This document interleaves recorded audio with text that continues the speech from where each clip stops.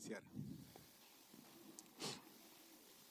Dios Padre amado, gracias por este día, Señor, gracias por todo lo que tú nos das, Señor, aún por el frío.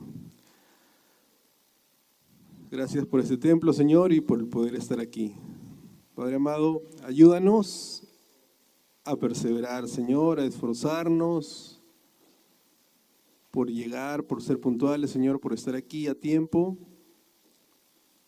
No solo porque nos lo dicen o para quienes no ven, sino como debe ser, Señor, para ti. Así que ayúdanos a que seas más importante y más relevante que el frío, que el cansancio y que cualquier otra cosa, Padre. Ayúdanos también a poder estar concentrados, Señor, atentos a tu palabra. Quita de nosotros cualquier distracción que impida que escuchemos tu mensaje, que aprendamos más sobre ti y que podamos tomar conciencia de cuánto te necesitamos. Ayuda, Señor, a mis hermanos que están en camino a Dios y en tu gracia permite que puedan llegar sanos a salvo y pronto. Ayúdame a mí, Señor, a que este tiempo pueda dar la clase de manera correcta, Señor, sin añadir o quitar nada de lo que tu palabra dice, Señor. Guíame, oh Dios, y ayúdame, que verdaderamente necesito de ti muchísimo. Gracias, Padre, por todo, y te pedimos todo esto, Dios, en el nombre de tu Hijo Jesús. Amén. Buenos días, hermanos. Vamos a leer Segunda de Pedro, capítulo 2, versículos del 1 al 4.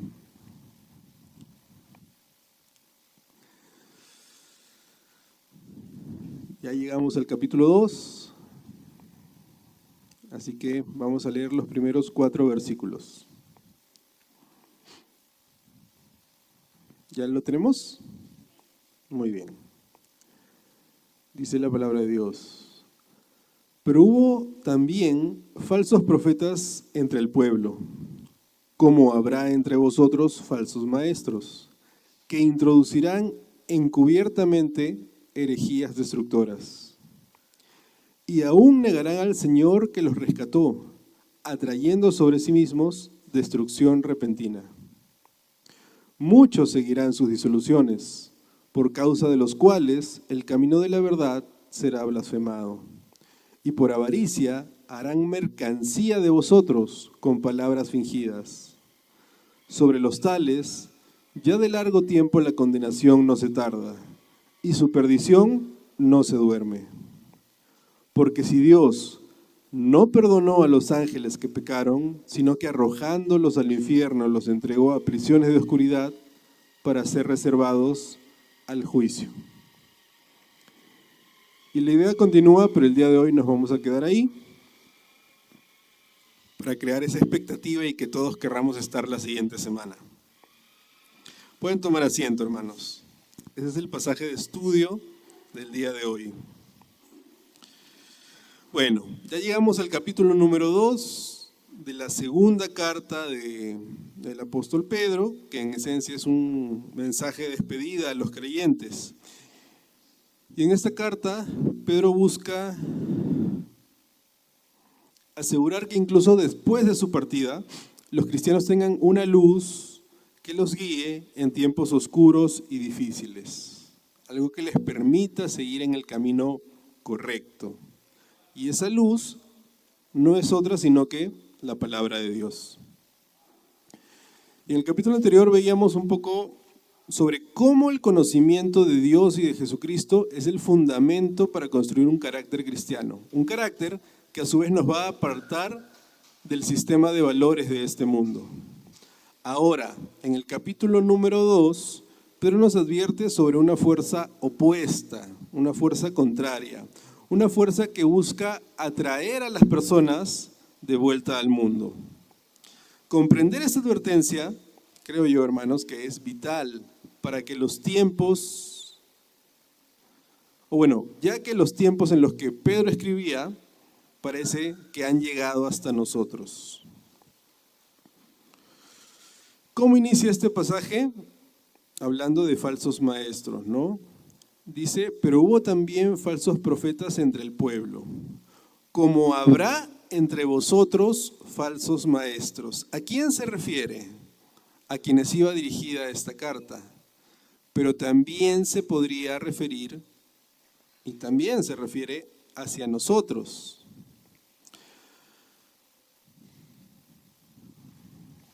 Y dice que estos falsos maestros introducirán encubiertamente herejías destructoras y aún negarán al Señor que los rescató, atrayendo sobre sí mismos destrucción repentina. Y vamos a ir verso por verso. ¿Quiénes son los falsos maestros? Pedro nos dice que así como hubo falsos profetas en el Antiguo Testamento, entre el pueblo de Israel, también habrá falsos maestros entre nosotros.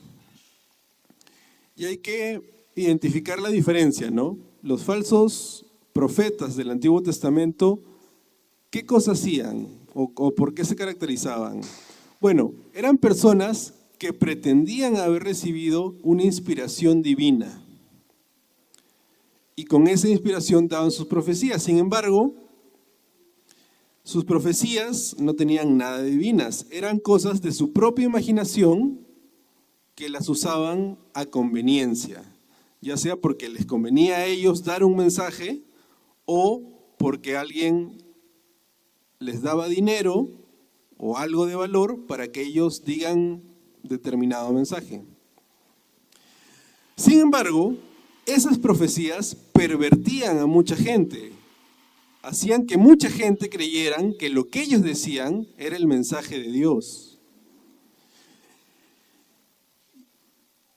Y esos ejemplos históricos, ahora sobre todo que ya pasó el tiempo, son fáciles de identificar porque eran profecías que no se cumplían.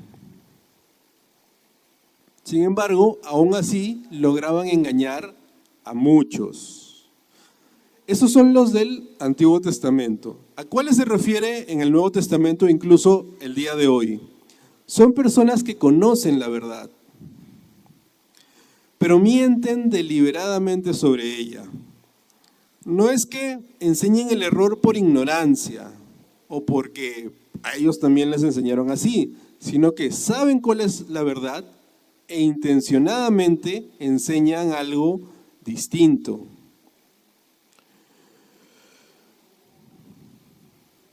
Un falso maestro sabe lo que está haciendo y lo hace de forma consciente y engañosa. Dice el versículo que ellos introducirán encubiertamente herejías destructoras. Y la naturaleza de su trabajo es encubierta, ¿no? O sea, que el resto no lo descubra, no se dé cuenta. Esto no significa que sus enseñanzas sean secretas, sino que la naturaleza engañosa de lo que enseñan está escondida. Es decir, tratan de engañar a la gente sin que la gente se dé cuenta que está siendo engañada.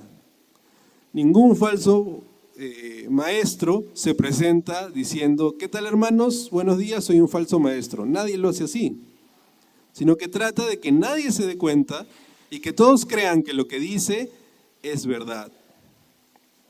Se visten de ovejas, pero por dentro son lobos rapaces que buscan arrastrar discípulos y dispersar el rebaño. Sus enseñanzas son herejías destructoras que causan daño y destrucción al difundir mentiras sobre Jesucristo y sobre su obra. La herejía no es de ninguna manera inofensiva.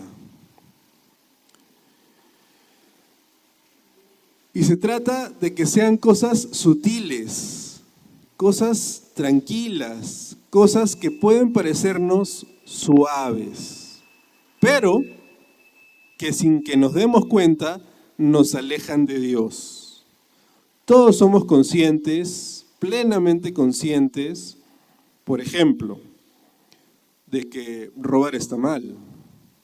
Si alguien se para aquí adelante y nos dice: hermanos, hay que robar, todo el mundo va a decir: no, eso está mal. Esta persona está hablando herejías, es evidente. Pero si alguien se para aquí adelante Y no nos dice que hagamos algo, sino que nos comienza a contar dentro de su mensaje de su día a día y que está en el celular, revisando Facebook, revisando redes sociales o haciendo otras cosas que aparentemente no son malas, pero que gastan mucho tiempo. Uno inconscientemente puede pensar que, bueno, la persona que predica lo hace, entonces pues yo lo hago, no tiene nada de malo, ¿no? Y aunque aparentemente no es malo, cumple el objetivo de alejarnos de Dios. Luego viene alguien en tu casa y te pregunta, oye, ¿leíste tu Biblia? Y te das cuenta de que no lo hiciste porque estuviste demasiado tiempo en el celular o en alguna otra actividad. O en el trabajo, o en cualquier cosa que nos aleje de Dios, de manera sutil. Nadie va a decir, oye, pero trabajar es malo, trabajar no es malo. No, claro que no es malo. Oye, ¿usar el celular es pecado? No, usar el celular no es pecado, pero son cosas sutiles que nos van alejando de Dios. No necesariamente son herejías, pero son cosas que nos alejan de Dios, son ejemplos. Yo en algún momento, en un grupo pequeño, escuché algo que fue un poco triste, ¿no? Porque llegó una pareja más o menos nueva, que a veces venía, a veces no se involucraba mucho en la iglesia, pero lo preocupante para ellos era que ellos creían que eso era suficiente y que con eso estaban bien. Tenían una idea de que tener una comunión con Dios era algo así como lo que practican las personas que son devotas a algún santo, ¿no? No sé si han conocido a alguien que sea que participe, por ejemplo, del Señor de los Milagros. O sea, a mí sí me ha sorprendido que de pronto llegue octubre y una persona a la que menos te imaginas, no, es que voy a ir a ver al Señor de los Milagros. ¿Tú vas a ir? No, sí, es que tengo que ir para que me perdone todo lo que he hecho en el año. Entonces, para ellos está bien y se considera correcto que con que una vez al año se sacrifiquen, ya todo el resto del año está perdonado. Y viven así su vida creyendo que están en lo correcto. Entonces, una idea así tenía esta pareja, ¿no? Y era porque algo les habían enseñado en su momento. Uno de los dos era creyente, o bueno, había escuchado la palabra, y el otro no. Y ellos lo había conocido en el trabajo, creo, en algún lugar, fuera de la iglesia, obviamente. Y ellos al final convivían. O sea, no se habían llegado a casar, o creo que había poco tiempo de que se habían casado. Y como que a veces venían, a veces no. ¿Cuál era lo grave? Que ellos consideraban que estaban bien porque en algún momento un líder que habían tenido les había dicho, pero tranquilo, o sea, no hay problema. Tú tráelo nomás y acá ya lo convertimos. O sea, ella tenía dudas sobre si lo que hacía estaba bien o estaba mal y alguien le había dicho, tranquilo, no pasa nada. Incluso le había dicho, no, mira, yo conocí una pareja que le pasó lo mismo y ahora sirven en una iglesia. Y esas ideas sutiles, pero incorrectas, pueden hacer que mucha gente los crea porque son para un nuevo difíciles de discernir o porque a veces es lo que queremos escuchar. Queremos que alguien nos diga que lo que hacemos, que en el fondo sabemos que está mal, no tiene nada de malo, puede seguir haciéndolo. Entonces ya con eso nos sentimos tranquilos, apaciguamos nuestra conciencia y seguimos en nuestro pecado, seguimos haciendo cosas que no son correctas. Entonces, esta pareja estaba convencida de que estaba yendo bien delante de Dios, pues estando con un inconverso. Y la palabra de Dios es clara, no os unáis en yugo desigual. que algunas personas lo hayan hecho y Dios en su gracia y su misericordia los haya salvado, es una excepción. Pero la excepción no hace la regla. No significa que todos los que hagan eso les va a ir bien.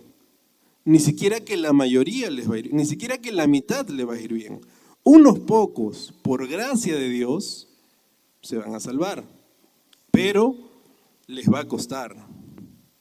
O sea, esos matrimonios que Dios los ha salvado y todo, les cuesta, lo sufren y llevan el peso de sus decisiones. Aún a través de los años, sí, son salvos y sirven a Dios y Dios en su gracia obra en ellos, eso es una realidad, pero también llevan la consecuencia de haber tomado ese tipo de decisiones. Entonces, alguien puede estar enseñando que no hay problema, que no pasa de malo, que hay muchos ejemplos y muchas personas que lo han hecho y hacernos creer que por unas pocas excepciones todos podemos hacer lo mismo y que no hay problema. Eso, por ejemplo, no es correcto, no es bíblico. O sea, no es que yo creo eso, ustedes pueden creer otra cosa, otro hermano puede creer otra cosa. O sea, la palabra de Dios es clara en eso.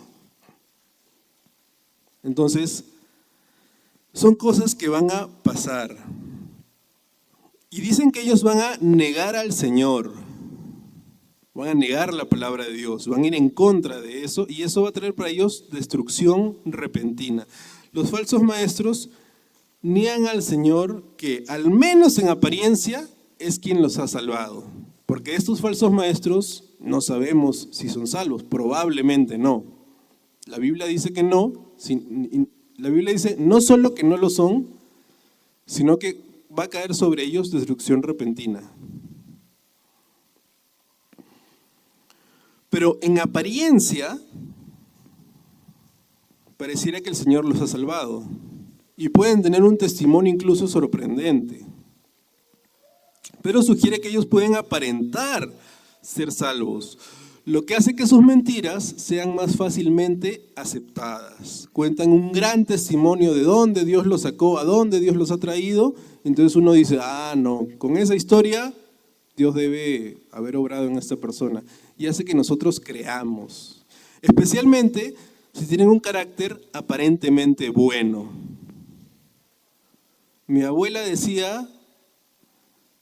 tenía un dicho que era, cuídate o cuídame de las aguas mansas, que de las bravas me cuido yo, ¿no? Y yo no entendía, decía, ¿pero qué quiere decir eso? ¿A qué se refiere? Y va más o menos por lo que está tratando de decirnos Pedro, ¿no? Esas personas que tienen un carácter aparentemente bueno, popular, que a todos les cae bien, que es buena gente, que está ahí con buena disposición. ¿Es malo tener ese carácter? No. Pero es más difícil identificar a un falso maestro cuando su carácter es de ese tipo. Por eso dice la Biblia que cómo va a ser el anticristo o el falso profeta. Va a ser lo máximo, va a ser súper popular, le va a caer bien a todos. Cómo quisiera que ese sea mi presidente. En algún momento, incluso hemos pensado con mi esposa entre ideas así sueltas, ¿no? Oye, ¿no será Bukele? Porque todo el mundo dice, yo quiero un Bukele, yo también quiero un Bukele, ojalá fuera mi presidente. Pero no porque veamos algo malo, sino simplemente porque tiene tanta aceptación que ya hasta hace dudar. Entonces, a pesar de su apariencia o su popularidad, a estos falsos maestros se les ha prometido destrucción repentina. Aunque en la opinión de muchos no son juzgados lo suficientemente rápido. Su juicio, según la palabra, no se tarda. La ira de Dios se derramará sobre ellos en el momento que Dios ha determinado. Entonces, no confiemos solo en la apariencia. Una persona que puede parecer piadosa tranquilamente puede introducir herejías destructivas. Y el peor daño a menudo lo hacen estos hombres buenos que enseñan mentiras. Y siempre es importante evaluar el contenido de lo que se nos enseña, incluso de lo que se enseña aquí delante, incluso de lo que hoy estoy enseñando yo. No se dejen llevar porque, el hermano Steven lo dijo, el pastor lo dijo, el hermano Rosario dijo, sino acostumbrémonos siempre a evaluar el contenido de lo que nos están enseñando. ¿De qué manera? Contrastándolo con lo que la palabra dice. Siempre contrastemos lo que la palabra dice. Sea el pastor, sea la misionera, sea un hermano, siempre acostumbrémonos a eso porque eso es lo más saludable. Y preguntémonos, ¿no? ¿Lo que se enseña glorifica a Cristo o se centra en otra cosa? ¿Se basa directamente en la palabra de Dios o es una experiencia, una anécdota que me están contando? Y pongamos las cosas a la luz de la palabra. Vamos al versículo 2. Dice, y acá viene lo preocupante, y acá viene por lo que debemos estar muy atentos, hermanos, muy, muy, muy atentos. Y muchos seguirán sus disoluciones, por causa de los cuales el camino de la verdad será blasfemado. Entonces, eso es lo preocupante. Dice la Biblia que muchos seguirán a estos falsos maestros. ¿Quién quiere ser uno de esos muchos? Nadie, definitivamente. Sin embargo, va a haber gente que va a creerles. Entonces, hermanos, si usted no quiere ser una de esas personas que caigan en la trampa, ¿qué tiene que hacer? No saben, ya cayeron ya. ¿Qué tiene que hacer para no caer? Conocer la palabra. ¿Cómo voy a comparar una falsa enseñanza? ¿Cómo voy a comparar una enseñanza a ver si es verdadera o es falsa? Comparándola con la palabra. ¿Qué pasa si no conozco la palabra? El otro día vi un video, así aleatorio, donde había un grupo de chicos que estaban jugando, ¿no? Como que sacaban unas tarjetitas y hacían preguntas, y si las adivinabas, ganabas algo, y si no, te tocaba un castigo. Y en eso saca una tarjetita y que dice, ¿cuántos corazones tienen las arañas? Y uno de ellos de inmediato responde, las arañas tienen 2 corazones porque usan uno para controlar 4 patas y las otras 4 patas, y porque tienen esto, y todos lo quedan mirando y dicen, no, mentira, la verdad no tengo ni idea de qué cosa estoy diciendo. Pero lo dijo con tanta seguridad y todos comienzan a decir, no, yo ya te había creído, no, sí, es que lo dijiste así. Y eso puede pasar, puede venir alguien y hablarnos con tanta seguridad y estar diciendo cualquier cosa. Pero decirlo con tanta seguridad, con tanto carisma, con palabras tan rebuscadas y bonitas que uno dice, no, pues si lo dice así, debe ser verdad. Ninguno de los amigos que estaban alrededor pudo decirle, no, eso es mentira. ¿Por qué? Porque ellos no sabían de lo que estaba hablando. Entonces, si alguien viene y nos habla de algo que no sabemos, puede pasar. ¿Se acuerdan de la pandemia y del COVID? Cada semana salía una historia diferente sobre el COVID. Primero que el COVID está en el aire, luego que está en la ropa, luego que está en las manijas. Muchos de aquí seguro oxidaron sus llaves y sus manijas por echarle alcohol. Que luego el COVID está en la refri, que el COVID está en el hielo. Por todos lados estaba. Que tienes que tomar una cosa, que tienes que tomar otra cosa. Había gente incluso que se enfermó tomando cosas que no debía, porque era un tema desconocido para todos. Y luego prendías las noticias y salía alguien aparentemente correcto que te decía, tienes que hacer tal cosa si quieres vivir. Y tú veías y la gente moría, entonces no, pues yo quiero vivir, voy a hacer tal cosa. Había incluso, se puso de moda la ivermectina. ¿Sí escucharon? Que era para los caballos. ¿Cuántos tomaron ivermectina? O sea, si ahorita o si hace años alguien le decía, oye, tómate unas gotitas de esto, ¿y qué es eso? No, que es para los caballos. ¿Estás loco? ¿Yo qué cosa voy a tomar eso? Pero en ese momento te dijeron, tómate tu ivermectina, qué rico. Y te tomaste tu ivermectina y, mira, ya me siento mejor. Y así pueden funcionar estas falsas enseñanzas. Y así pueden engañar a muchos, porque ese era un tema sobre el que todos teníamos desconocimiento.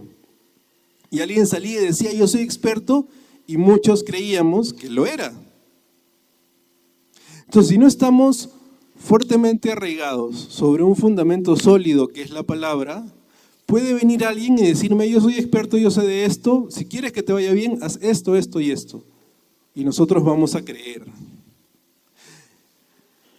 Y si alguien está pensando, no, eso será para los nuevos, yo no creo que, yo no voy a ser de esos que les crean. Cuidado, hermanos.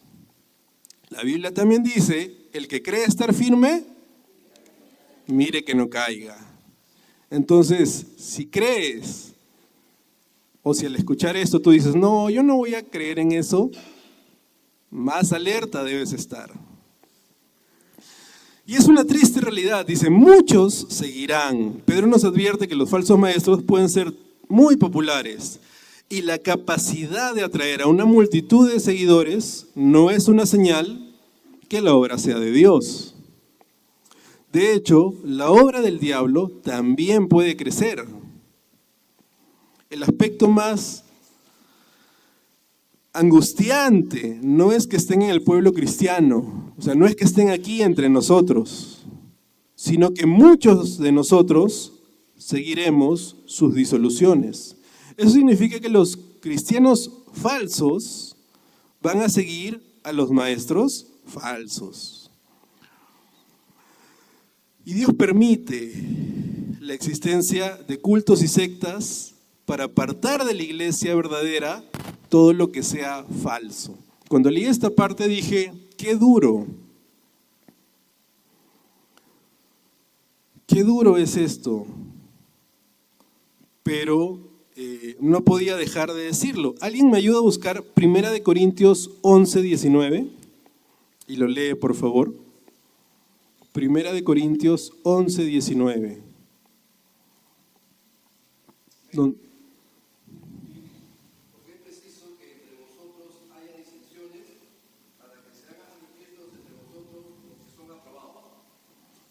Amén. Gracias, Israel. Entonces, como dijo Pablo, ¿no? Es necesario que haya divisiones para que los aprobados, o sea, los verdaderos cristianos, se manifiesten. Y los que no, se vayan. Entonces, de que son cosas que pasan y que van a pasar y que van a seguir pasando, pues eso, según la palabra, es inevitable. Pero no solo es inevitable, sino que además es necesario. ¿Para qué? Para que de los que estamos aquí, los que no son verdaderos creyentes, se vayan. Es duro, ¿no? Y triste. Y seguramente ahorita, si nos ponemos a pensar, vamos a recordar el nombre de alguien que hace tiempo venía y hoy está completamente en otra historia. Y quizás es parte de lo que la Biblia dice. Y es duro y es triste. Y claro que podemos orar por esa persona y hablarle si es que tenemos la oportunidad y eso no atenta contra mi propia comunión. Pero lo primero por lo que debemos preocuparnos es por nosotros mismos. Que nosotros mismos no seamos uno de esos que hoy día están y mañana ya no estarán. Frente a esas situaciones que la Biblia nos advierte que van a pasar. ¿Cuál es la consecuencia? Que el camino de la verdad será blasfemado. Cuando los falsos maestros y sus multitudes de seguidores estén activos, el camino de la verdad será blasfemado. Esto quiere decir que el nombre de Dios van a ser deshonrados ante el mundo. Y pasa hoy en día, ¿no? O sea, mucha gente dice, sí, las iglesias, eso es que te quitan tu plata, que te lavan el cerebro y te quitan tu plata. Y mucha gente cree que es así. ¿Por qué? Porque ha habido gente que lo ha hecho. Ha habido gente que en el nombre de Dios ha despojado a otras personas de sus pertenencias de manera sistemática. Les ha hablado, hasta que las personas por sí mismas han decidido, sí, tómate, llévate todo mi dinero. Hay algo increíble que yo no sé si es verdad o es un chiste o qué cosa es, que ha habido gente que vendía terrenos en el cielo y la gente los compraba. O sea, compraba terrenos en el cielo, así como compras tu terreno acá más arriba o por la otra cuadra, comprabas tu terreno en el cielo, para que cuando vayas al cielo ya te asegures que ahí está tu casa. O sea, cosas que son completamente absurdas para quien conoce la palabra, pero para quien no conoce y vive en la ignorancia, y viene alguien y te habla con tal seguridad de que eso es así, puedes terminar creyéndolo. Ahora, ¿por qué pasa esto? ¿Cuál es la motivación y cuál es la consecuencia que viene de esto, ¿no? En el versículo 3 dice: y por avaricia harán mercadería de vosotros con palabras fingidas. Sobre los tales, ya de largo tiempo la condenación no se tarda y su perdición no se duerme. Entonces dice Pedro que la motivación principal de estas personas es la avaricia, ¿no? Y esa es su motivación central. Su objetivo es una ganancia egoísta, ya sea por dinero, por una posición de protagonismo, por popularidad, por tener un nombre conocido entre muchas personas. Estos que presentan un evangelio que en su corazón tiene la autogratificación, practican la codicia como una forma de idolatría. Pedro asigna a estos falsos maestros que es por avaricia.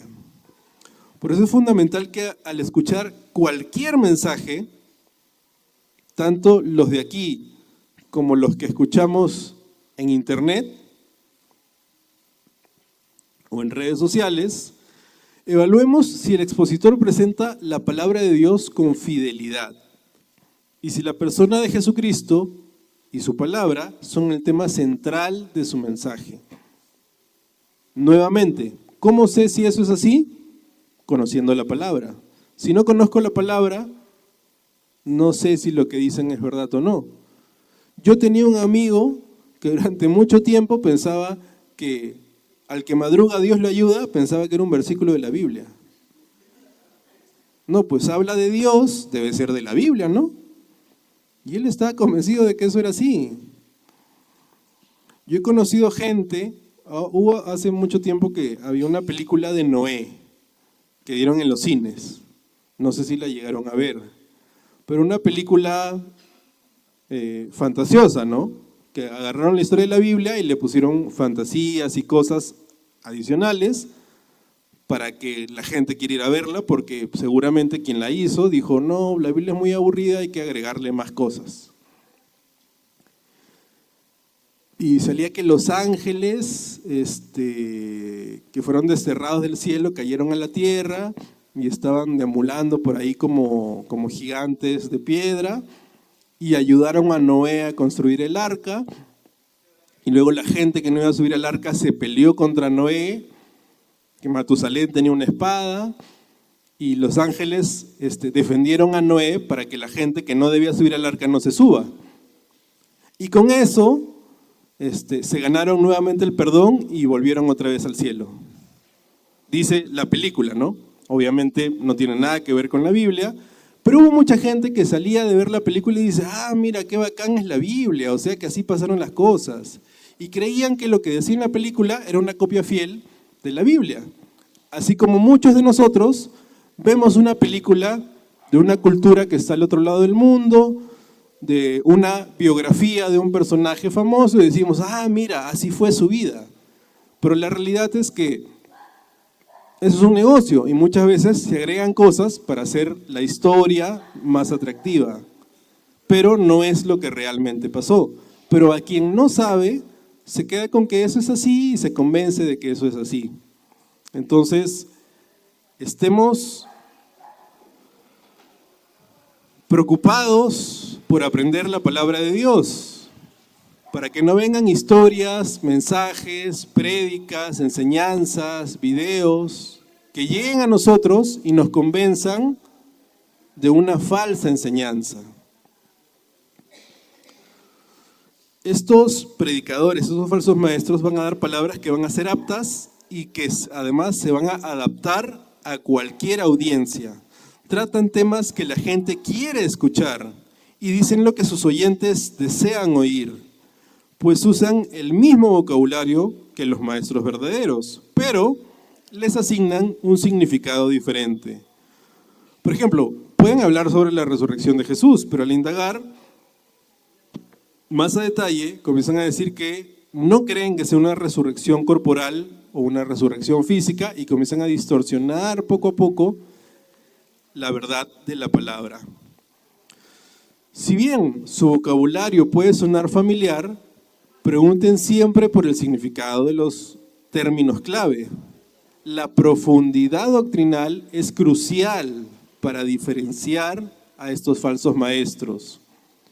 Yo estoy dando algunos ejemplos que son muy sencillos de entender, son fáciles de discernir. O sea, si alguien te dice que te va a vender un terreno en el cielo, tú al toque te das cuenta que es mentira.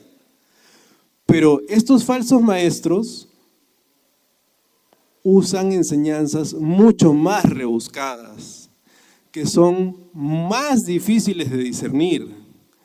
Entonces, no crean que si ahorita están identificando rápidamente los ejemplos que doy, con eso ya están listos.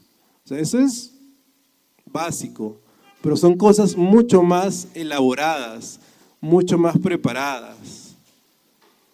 Y recuerden, la palabra dice que muchos lo seguirán. Entonces, seamos conscientes de ello para que nosotros no seamos parte de esos muchos. Sin embargo, su destino, el destino de estos falsos maestros y también de aquellos falsos creyentes que los van a seguir, es inevitable. Es una condenación que no se tarda. Pedro nos asegura que estos falsos maestros serán juzgados.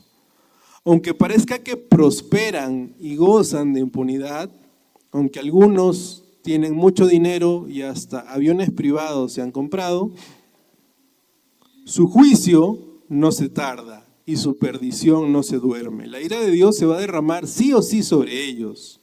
No debemos tratar de vengarnos si es que en algún momento nos han hecho algo, sino que debemos presentar nuestro caso ante el Señor porque Él dice, mía es la venganza, yo pagaré. Dios se encargará de los malvados a su debido tiempo.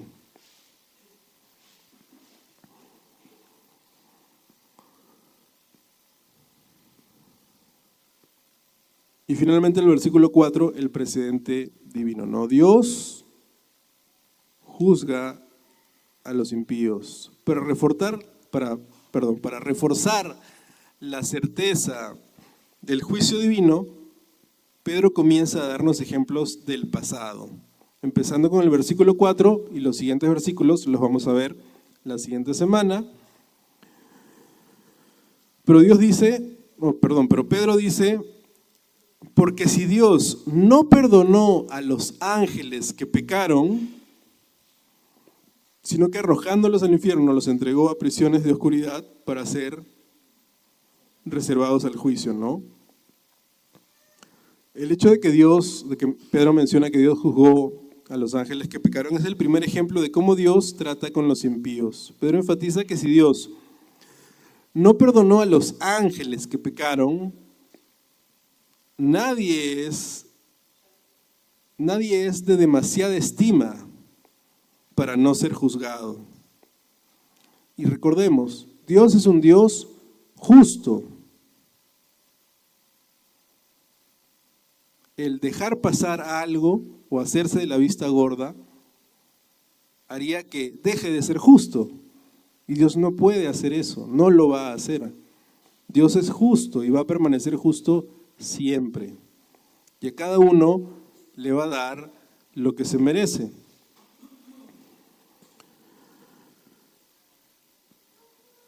Estos ángeles, que eran creación y mensajeros de Dios, se rebelaron contra él siguiendo a Satanás. Las Escrituras no dan pistas sobre cuál fue su pecado exactamente, posiblemente relacionado a su resentimiento con el plan de Dios para la humanidad.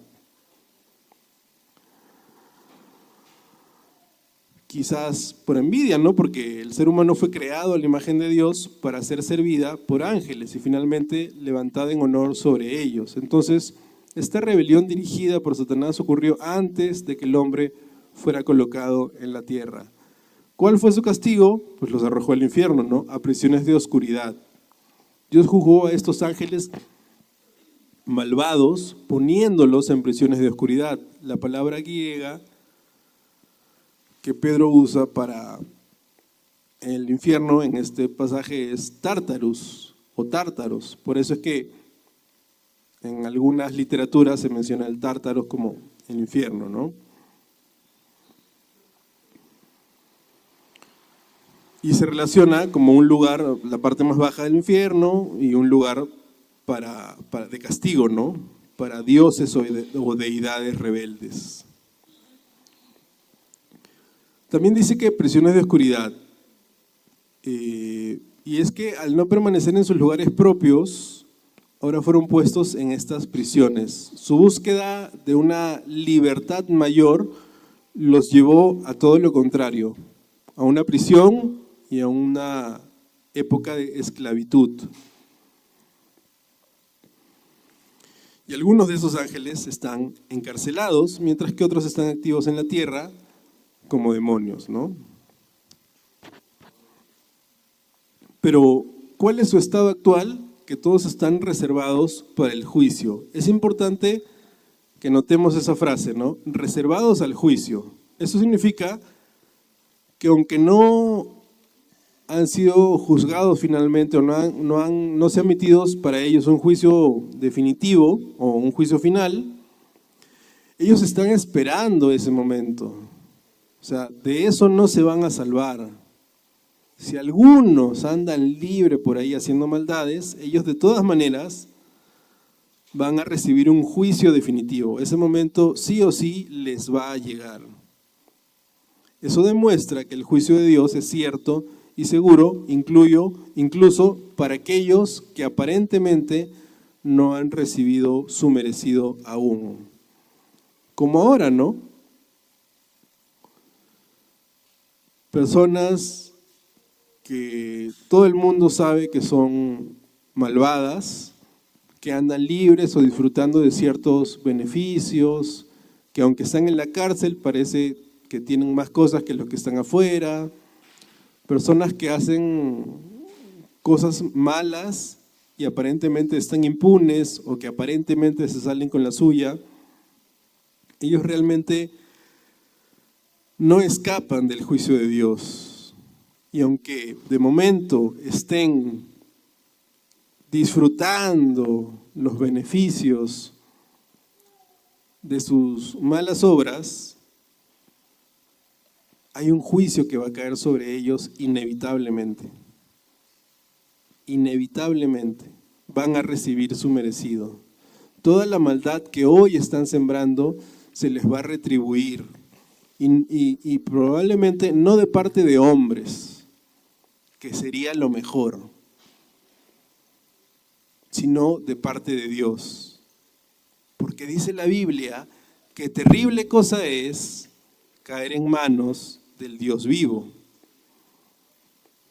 Entonces, si has sido víctima de alguno de ellos y dices, qué cólera, ¿cómo es posible? Más bien deberíamos sentir pena de lo que les espera por lo que están sembrando el día de hoy.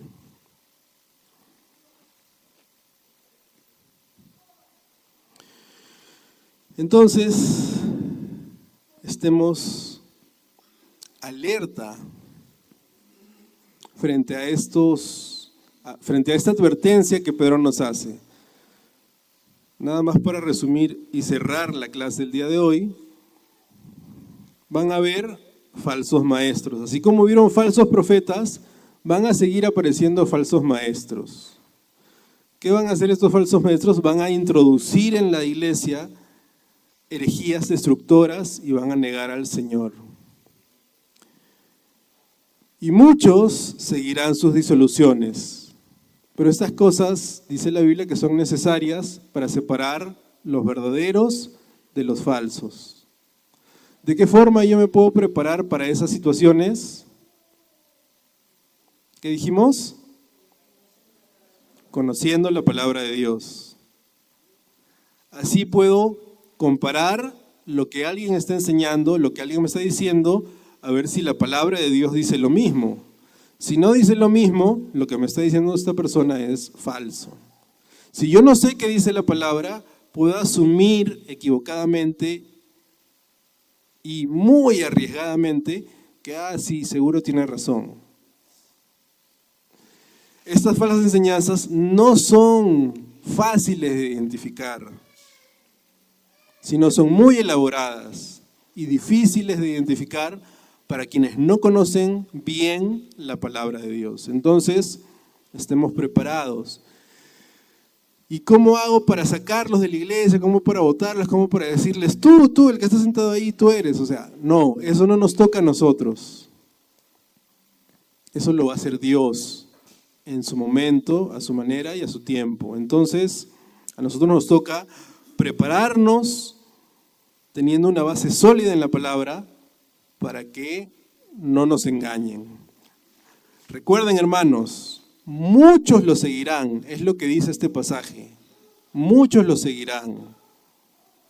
Tristemente y lamentablemente, quizás de todos los que hoy asistimos a la iglesia, de aquí a un tiempo algunos ya no estén entre nosotros.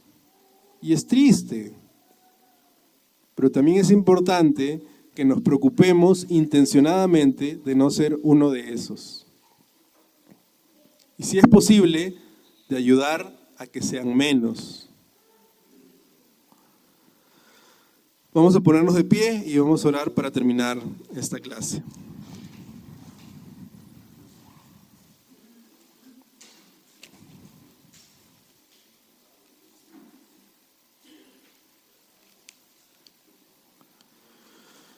Dios Padre amado, te damos gracias por tu palabra y por la advertencia que hoy día nos das. Ayúdanos, Señor, a tomarla con seriedad y a tomar conciencia de ellos, Dios. Guárdanos, Señor, de creer de pensar que a nosotros no nos va a pasar, que yo ya sé lo suficiente, que yo estoy bien fundamentado y que conmigo no es. Guárdanos, Señor, del orgullo y de la soberbia. Guárdanos, Señor, de creer que ya lo sabemos todo o que ya hemos alcanzado algo.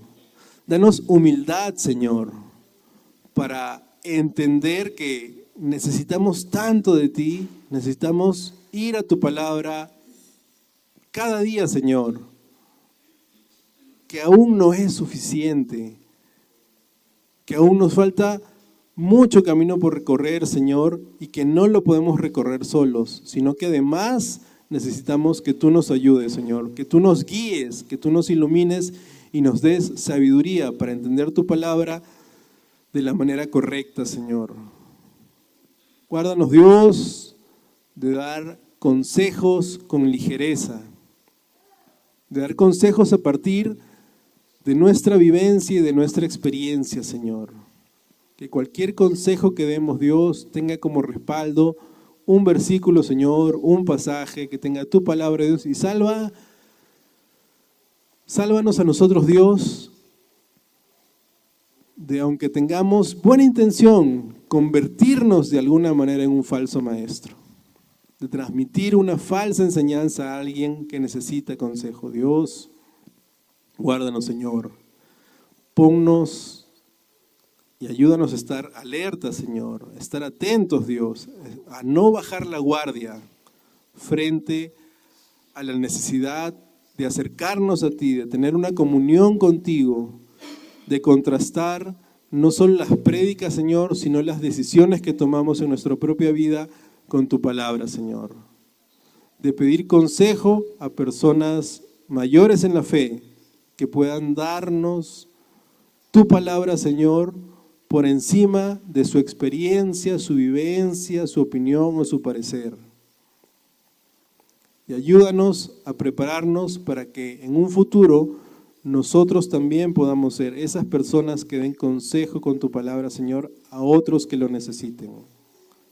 No dejes que nos conformemos y nos quedemos en ser esos que solamente reciben, sino ayúdanos a tomar conciencia que debemos prepararnos para que en algún momento nosotros también podamos dar a otros. Y en lugar de ver cómo aparecen estos falsos maestros, nosotros activamente podamos esparcir tu palabra para que cada vez seamos más verdaderos creyentes y no falsos creyentes. Ayúdanos, Señor, a participar activamente de tu obra, Dios, conforme al propósito que tú tienes para cada uno. Gracias, Dios, por todo. Gracias, Dios, por este tiempo y por tu gracia y misericordia que nos mantiene aquí. En el nombre de tu Hijo Jesús oramos, Dios. Amén.